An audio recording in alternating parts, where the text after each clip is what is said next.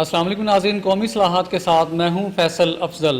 خلیج نیوز اسلام آباد میں خوش آمدید ناظرین۔ میرے گزشتہ پروگرام میں نے اپنے آبائی شہر سے گکھڑ کے جو سپوت ہیں army chief general Qamar Javed Bajwa صاحب، ان کے ساتھ ہی ایک نام لیا تھا، وہ نام تھا ڈاکٹر ہمایوں عباس ڈار صاحب کا۔ آج خوش قسمتی سے ہمارے پاس پروگرام میں وہ موجود ہیں اور ان کا میں شارٹ سا تعارف دیتا چلوں۔ Cambridge institute of Islamic finance کے ڈی جی ہیں، ڈائریکٹر جنرل یو کے میں۔ اس کے علاوہ یہ دنیا میں گلوبل جو لیڈرشپ ایوارڈ ہے اس کے فاؤنڈر چیئرمین ہیں۔ اس کے علاوہ یہ ہمارے بائی شہر میں ٹاپر بھی ہیں ایجوکیشن کے حوالے سے، اور ان کی خدمات اسلامک بینکنگ میں دنیا میں مانی گئی ہیں۔ میں ان کو اسلامک بینکنگ کا کنگ بولتا ہوں۔ تو جی ڈاکٹر صاحب، پروگرام میں خوش آمدید سر۔ Thank you very much. Assalamu alaikum. وعلیکم السلام۔ Of course, this is my pleasure to be invited in this program, and I'm very excited to share some of my ideas with you as and when you ask me the questions. اور it sir my first question to you is regarding national reforms. قومی اصلاحات کا topic ہے، تو میں جب بھی آپ سے اوور دا فون ڈسکشنز ہوتی ہیں تو یہ میرے لیے ایک ٹیچنگ سیشن کی حیثیت بھی رکھتی ہیں۔ تو میں چاہتا ہوں وہ سیشن جو ہے اس کا ایک اوور ویو قوم کے سامنے بھی ہے، ہم پاکستان کو کیسے اپ لفٹ کر سکتے ہیں، موجودہ پاکستان کو بہتر کرنے کے حوالے سے آپ کے پاس کیا آ رہا ہے؟ Faisal, thank you very much. سب سے پہلے تو میں خلیج ٹی وی کا شکریہ ادا کرتا ہوں کہ آپ نے ایک بڑی اچھی روایت شروع کی ہے۔ اب جہاں بھی آپ پاکستان میں جائیں، لوگ بہتری کی بات کرتے ہیں، لوگ کہتے ہیں کہ جی اکنامکلی بہتری آئے، لوگ کہتے ہیں مہنگائی کم ہو، لوگ کہتے ہیں جی تعلیم کو فروغ ملے، لوگ کہتے ہیں گندگی میں کمی آئے، صفائی ستھرائی ہو۔ یہ ساری باتیں لوگ کرتے ہیں، لیکن یہ ساری باتیں ان ٹاپکس کے انڈر آتی ہیں۔ صفائی کے سلسلے میں، تعلیم کے سلسلے میں آپ نے ان ساری چیزوں کو، جسے کہتے ہیں دریا میں کوزے کو بند کر کے ریفارمز کی جب آپ بات کرتے ہیں، اصلاحات کی، تو اصل جڑ یہی ہے۔ آپ کبھی بھی کسی بھی معاشرے کو درست نہیں کر سکتے صرف ایک جزو کو پکڑ کے اس کو ٹھیک کرنے۔ اکنامکس میں کچھ تھیوریز ایسی ہیں جو یہ کہتی ہیں کہ جی سیکٹر لیڈ ڈیولپمنٹ پاسبل ہے۔ جیسے کچھ اکانومسٹ کہتے ہیں جی کہ اگر آپ ایکسپورٹس بڑھا دیں کسی ملک کی، تو اس میں اس ملک کی کل ملک کی پیداوار، جسے جی ڈی پی کہتے ہیں، وہ بھی اوپر جائے گی۔ لیکن جب آپ پورے معاشرے کی بات کرتے ہیں تو یہ بہت مشکل ہے کہ آپ ایک جزو کو پکڑ کے کہیں کہ جی اس سے معاشرے میں تبدیلی آ جائے گی۔ اس کے لیے آپ کو ایک کمپریہنسو اپروچ کی ضرورت ہوتی ہے اور اس پہ عمل پیرا ہونا پڑتا ہے۔ اب ریفارمز پاکستان جیسے ملک میں کیسے لائے جائیں؟ اب اس میں کوئی شک نہیں کہ پاکستان میں مختلف قسم کے ذرائع اور وسائل کی کمی نہیں ہے۔ کچھ قدرتی وسائل ہیں، اس سے پاکستان مالا مال ہے۔ پھر اس کے علاوہ کچھ ایسے وسائل ہیں جو کہ پیدا کیے جاتے ہیں، اس میں بھی پاکستان کافی حد تک کئی زیادہ ملکوں سے بہتر پوزیشن میں ہے۔ اب قدرتی وسائل کے ہوتے ہوئے اور دیگر وسائل کے ہوتے ہوئے اگر یہ ملک اتنی ترقی نہیں کر رہا جتنی اسے کرنی چاہیے، تو یہ ایک لمحہ فکریہ ہے۔ اس پہ کئی لوگ سیاستدان جو ہیں وہ اپنی بات کرتے ہیں، آپ ایڈمنسٹریشن میں چلے جائیں وہ اپنی بات کرتے ہیں، پھر کچھ اور جو ریلیونٹ ادارے ہیں ان کی اپنی ایک سوچ ہے۔ میں یہ سمجھتا ہوں کہ پاکستان جیسے ملک میں اگر تبدیلی لے کے آنی ہے، تبدیلی کا لفظ بڑا پاکستان میں عام استعمال کیا جاتا ہے۔ تبدیلی صرف کوئی چھوٹی یا جزوی تبدیلی سے نہیں آئے گی۔ اس ملک میں اوور آل تبدیلی کے لیے ضروری ہے چند چیزیں کی جائیں۔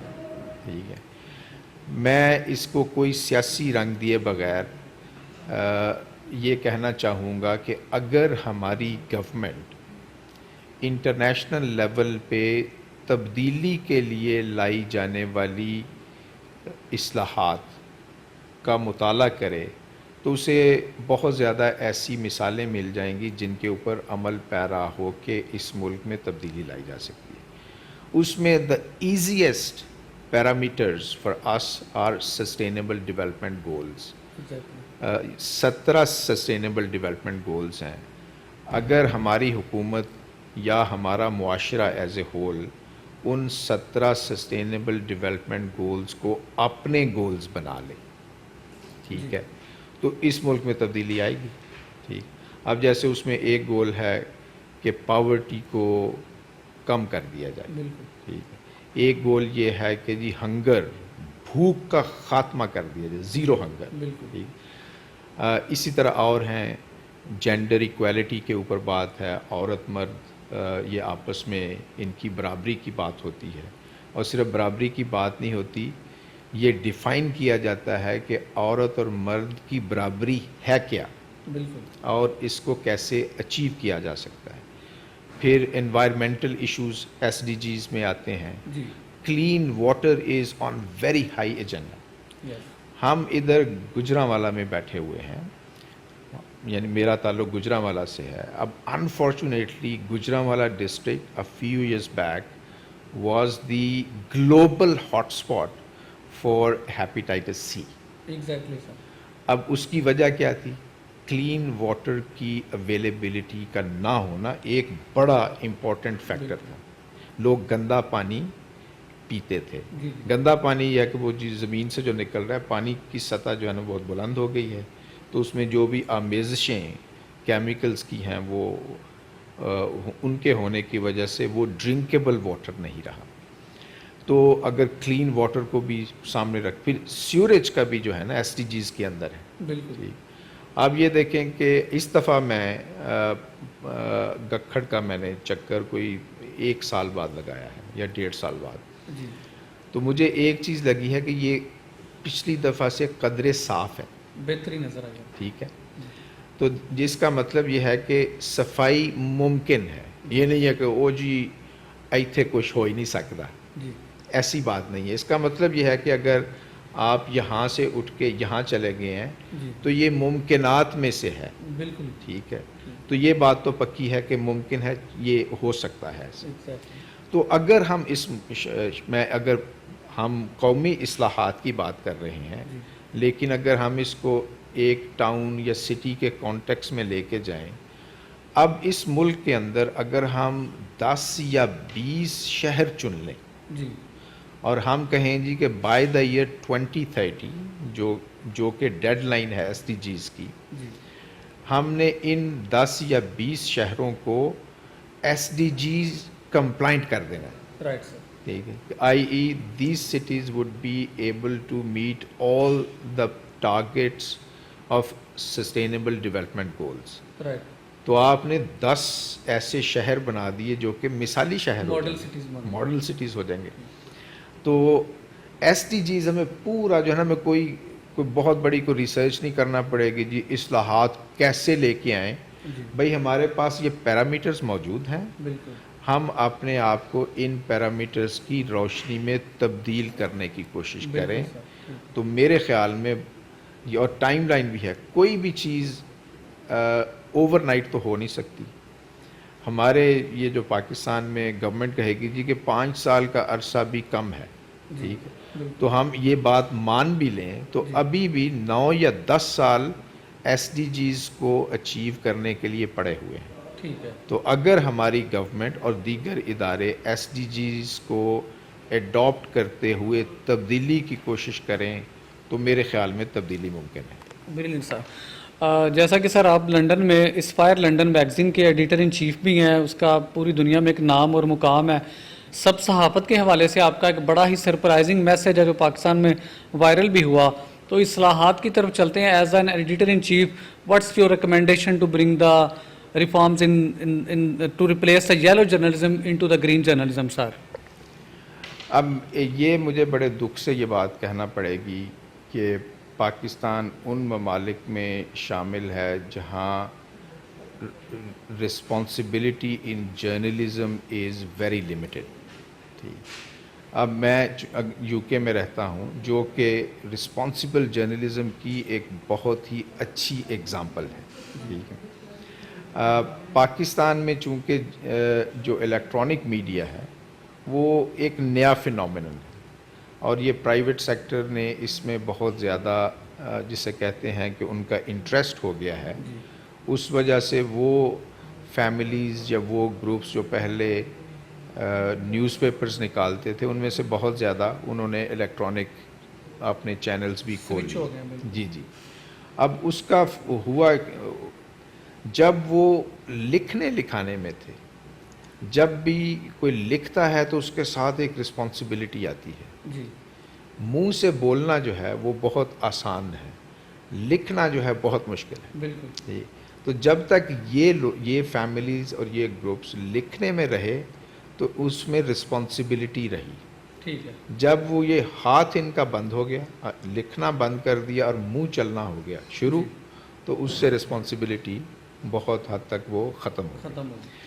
اب اس قسم کی رسپانسبلٹی کو واپس لانے کے لیے ریگولیٹری اتھارٹیز کا ایفیکٹو ہونا بہت ضروری ہے. بالکل. اب پاکستان میں انفارچونیٹلی ریگولیٹری باڈی اگر پیمرا کو کہا جائے تو for a variety of reasons it's not very effective, یہ ہمیں ماننا پڑے گا. اب میں نے سنا ہے کہ کچھ اور ریگولیٹری باڈی کی بات بھی ہو رہی ہے، شاید وہ زیادہ افیکٹو. اب ایک ریگولیشن کا ہونا بڑا امپورٹنٹ ہے. بالکل. بہت زیادہ لوگ یہ کہتے ہیں جی کہ صحافی خود ٹھیک ہو جائیں. صحافی اس معاشرے کا حصہ ہیں، وہ خود نہیں ٹھیک ہوں گے. وہ اتنے ہی ٹھیک ہوں گے جتنا کہ معاشرہ ہے. وہ معاشرے کی عکاسی کرتے ہیں. ریگولیشن جو ہے وہ آپ کو ٹریک کے اوپر رکھتی ہے. اگر پاکستان ہی کی اگزامپل دی جائے تو پاکستان کا جو بینکنگ سیکٹر ہے it's one of the most effective regulatory frameworks in the world, especially microfinance میں. تو اسی ملک میں ایک regulatory body State Bank of Pakistan is so effective. Why can't we have اندر regulatory body which is if not as effective as the other one, but which is something closer to this one. Right. Again, some people may say that, oh, this is a one-off example. I can give you example of SCCP as well, Securities and Exchange Commission of Pakistan, an excellent regulatory body. Okay. اور again یہ پاکستان میں پائی جاتی ہے. تو اگر ہم کو S B P banking regulator, S C C P non bank financial regulator, اگر ہمیں یہ سکسیس سٹوریز ملتی ہیں، اور پھر میں اگین یہ کہوں گا جب بات کرتے ہیں تو وہ پی ٹی اے از اندر excellent story of regulation, Pakistan Telecommunication Authority. تو یہ کیوں نہیں ہو سکتی؟ بالکل. ٹھیک ہے. میرے خیال میں اگر سیریس ہو کہ ایک ریگولیٹری باڈی کا وجود میں لایا جائے اور اس میں پولیٹیکل انٹرونشن کم ہو تو یہ زرد صحافت جسے آپ کہتے ہیں یہ بہت حد تک اس کا قلع کما کیا جا سکتا ہے. جب تک آپ صحافی کو پینلائز نہیں کریں گے غلط بات انٹینشنلی کرنے پہ، غلطیاں تو ہو جاتی ہیں. ٹھیک. تو اگر آپ کو ایک ایویڈنس مل جاتی ہے کہ ایک صحافی نے انٹینشنلی یہ غلط بات پھیلائی ہے تو اس کی ہارڈ پنشمنٹ ہونی چاہیے. بالکل. ہارڈ پنشمنٹ سے مراد یہ ہے کہ اس کا اپنے اس شعبے میں کریئر ختم ہو جانا چاہیے. سب سے مشکل تو یہی ہے نا. اس طرح آئی وانٹ ٹو کلیریفائی کہ میں یہ نہیں کہتا کہ اس کو مار ہی دیا جائے. ٹھیک ہے. اگر ان کا آپ کریئر جو ہے اس کو لمٹ کر سکتے ہیں، سسپینڈ کیا جا سکتا ہے، تو دس از اے ہیوج پنشمنٹ. تو اگر ایسے میجرز لیے جائیں تو میں سمجھتا ہوں کہ زرد صحافت سے جو ہم سب صحافت کہتے ہیں اس کی طرف ہم ایک سفر کر سکتے ہیں. جی سر، آپ نے بڑا ہی زبردست طریقے سے ہمیں تجاویز دی ہیں. تو میرا لاسٹ آپ سے جو کویسچن ہے، سیشن ہے، وہ ہوگا آپ نے ایک ویژن دیا تھا گکھڑ کو 2050 کا، اس کو پاکستان کا ایک ماڈل سٹی بنانے کے حوالے سے آپ نے بڑی ہی پرٹیننٹ تجاویز دی تھی. اس کے بعد آپ جہاں ابھی ہم موجود ہیں، یہ اسپورٹس کمپلیکس ہے جو کہ آرمی چیف صاحب نے دیا، افضل بٹ صاحب نے ہمارے اس آبائی شہر کو ایک state of the art press club دیا، اور بھی بڑی بڑی خدمات ہیں ہمارے اس شہر کے سپوتوں کی اپنی مٹی کے لیے، اپنے گکھڑ گجرانوالا کے لیے. تو سر اس کے بارے میں تھوڑا سا بتائیے کہ اس کو کیسے ہم امپلیمنٹ کر سکتے ہیں اور شارٹلی وہ ہے کیا؟ دیکھیں، جب میں نے کافی زیادہ پلانز پہ کام کیا ہوا ہے گلوبلی. اب جیسے آپ دیکھیں کہ KSA kingdom of Saudi Arabia نے بھی اپنا ایک 2030 کا ویژن دیا ہوا ہے. اسی طرح آپ اگر چلیں کینیا کی 2040 اور دوسرے ملکوں میں بھی انہوں نے 10 سال 20 سال 30 سال کے اور کچھ کیسوں میں اس سے بھی لمبے 50 سال کے پلانز ہیں ان کے، کہ ہم نے اپنی قوموں کو تبدیل کرنا ہے. قومیں ایک دن میں تبدیل نہیں ہوتی، قومیں ایک سال میں تبدیل نہیں ہوتی، قومیں 5 سال میں تبدیل نہیں ہوتی. قومیں تبدیل ہوتی ہیں ایک جنریشن تبدیل ہو تو. اب جنریشن جو ہے نا، یہ 20 سے 25 سال لگتے ہیں ایک جنریشن کو تیار ہونے میں. ٹھیک ہے، تو اگر وہ جنریشنل گیپ اس طرح کور کیا جائے کہ جو اگلی جنریشن، اگلی نسل ہو وہ ہم سے مختلف ہو، تو پھر تبدیلی ہوگی. تو میں نے جب پچھلی دفعہ بات ہوئی تھی تو میرے ذہن میں یہ تھا کہ یہ 25-30 سال کا عرصہ لگے گا پاکستان کو صحیح معنوں میں ایک جسے کہتے ہیں کہ بالکل completely different in the positive sense, different negative بھی ہوتے، پازیٹیو سینس میں نیا ملک بننے کے لیے. ایک ہم نیا پاکستان کا نعرہ لگاتے ہیں، یہ ایک پولیٹیکل نعرہ ہے نا، اور یہ 5 سال میں یا 10 سال میں یہ ملک نیا نہیں بنے گا. اس کے لیے ہمیں اس سے زیادہ ٹائم چاہیے. اور اب وہ جو میری ویژن یہ تھی کہ 30 سال کا یا 25 سال کا جو عرصہ ہے، وہ اس میں جو فریم ورک بنا جائے وہ کسی گورنمنٹ کا ڈیپینڈنٹ نہ ہو، اسٹیٹ ڈیپینڈنٹ تو ہو، کیونکہ گورنمنٹس تو چینج ہو سکتی ہیں. اس کی اونرشپ گورنمنٹ کی نہ ہو بلکہ اسٹیٹ کی ہو، اور اسٹیٹ اس کو لے کے آگے چلے. اور وہ صرف یہ نہیں ہو کہ جی صرف اسی ملک کا ہے. جیسے میں نے پہلے سیگمنٹ میں SDGs کی بات کی.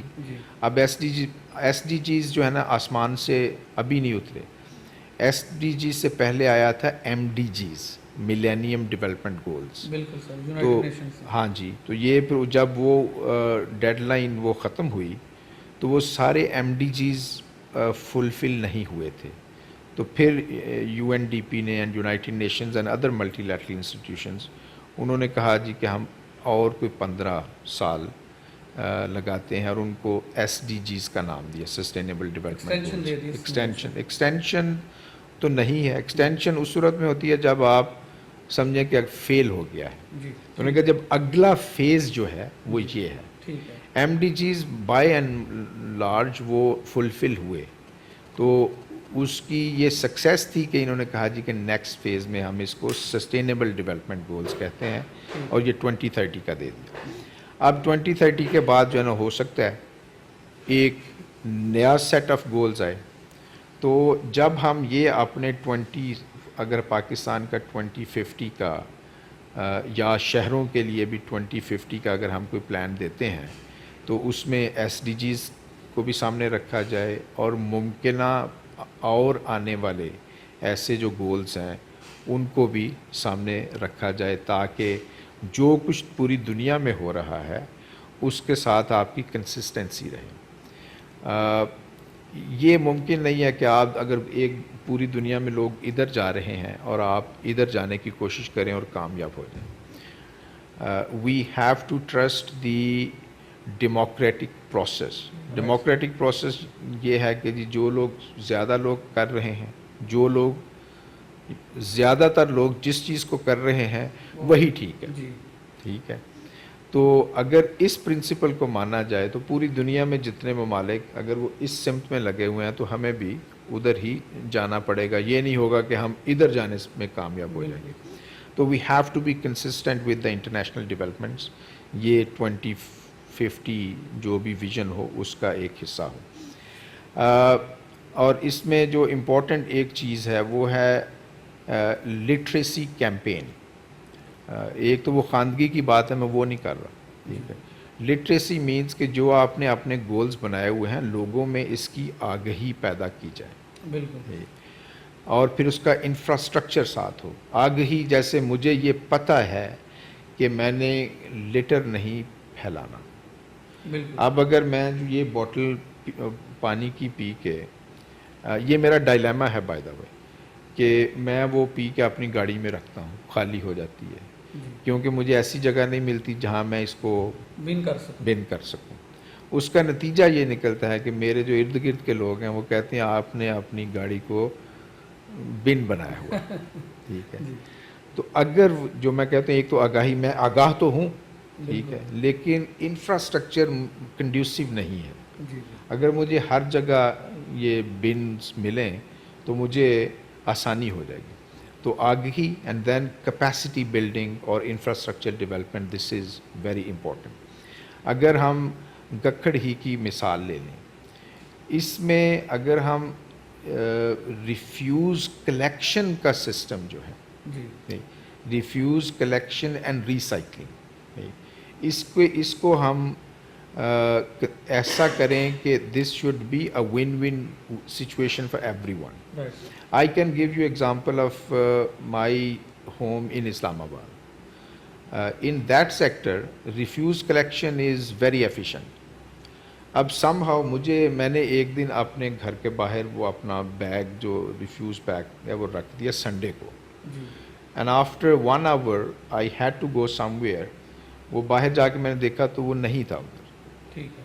تو میں نے وہ ادھر وہ ایک جو سیکیورٹی گارڈ ہے اس کو میں نے کہا کہ یہ کن کن دنوں میں کلیکٹ کرنے کے لیے آتے ہیں. آئی واز ایکسپیکٹنگ کہ سنڈے کو نہیں آئے گا. تو اس نے کہا جی وہ ہر روز آ جاتے ہیں. تو آئی واز شاکڈ کہ یہ ہر روز کیسے آتے ہیں. تو جب میں نے فردر اس کو انویسٹیگیٹ کیا تو یہ جو باٹلز ہیں یہ بکتی ہیں. بالکل, وہ اپنے مفاد کے لیے اس کو, ہاں جی. تو وہ جو ہی انہیں پتہ چلتا ہے کہ یہ ہے وہ پھر رہے ہوتے ہیں, وہ فون کرتے ہیں, یہ کرتے ہیں, وہ آ کے اٹھا کے لے جاتے ہیں. یہ جو بن باکس ہے, اب بن بیگ ہے, اس میں بہت زیادہ ایسی چیزیں ہیں جو کہ ریسائکلیبل ہیں, بالکل, اور ان کی ویلیو ہوتی ہے. تو یہ آپ نے ایک انسینٹیوائز کر دیا نا. اگر اسی سسٹم کو اگر آپ مزید انسینٹیوائز کر کے, ٹھیک ہے, امپروو کریں تو ریفیوز کلیکشن تو ایک ایشو نہیں بنے گا, اس میں ریفیوز کلیکشن کی ایفیشنسی وڈ امپروو. ٹھیک ہے. اب ریفیوز کلیکشن میں نے دیکھا کئی جگہوں پہ ہو جاتا ہے لیکن اسمیل وہی رہتی ہے. یہاں پھر انسینٹیوز کم چلتے ہیں. یہاں ہے کہ آپ کے جو لوکل باڈیز ہیں ان کی افیکٹونیس اور سم کمیونٹی بیسڈ گروپس. اب میرے اسلام آباد میں گھر کے پاس ہے ایک پارک, اس کا نام ہے کچنار پارک. تو ایک دن میں رات کو سویا نہیں, تو فجر سے پہلے میں واک کے لیے چلا گیا. It's very interesting and I was so impressed that this is happening in Pakistan. تو وہ پہلے تو میں اکیلا ہی کر رہا تھا, پھر وہ فجر, وہاں ایک مسجد ہے تو اس میں لوگ فجر کی نماز کے لیے پڑھنے کے لیے کچھ آئے, and then the traffic in Kachnar Park started after Fajr prayer. تو ایک بندہ میں نے دیکھا, وہ جو نہیں ہوتا وہ کلپ سا ہوتا ہے جس سے آپ چیزیں پکڑتے ہیں, ہاں, وہ یو کے میں تو ہمیں بڑی نظر آتی ہیں. ہاں جی. تو ایک بندہ اس نے آ کے گلوز پہنے ہوئے تھے, اور وہ شکل سے جو ہے نا کوئی وہ لیٹر اٹھانے والا نہیں لگ رہا تھا, وہ کوئی لوکل رہائشی تھا. ہاں جی. اور عمر تھی اس کی کوئی میرے خیال میں مجھ سے بھی بڑا ہوگا.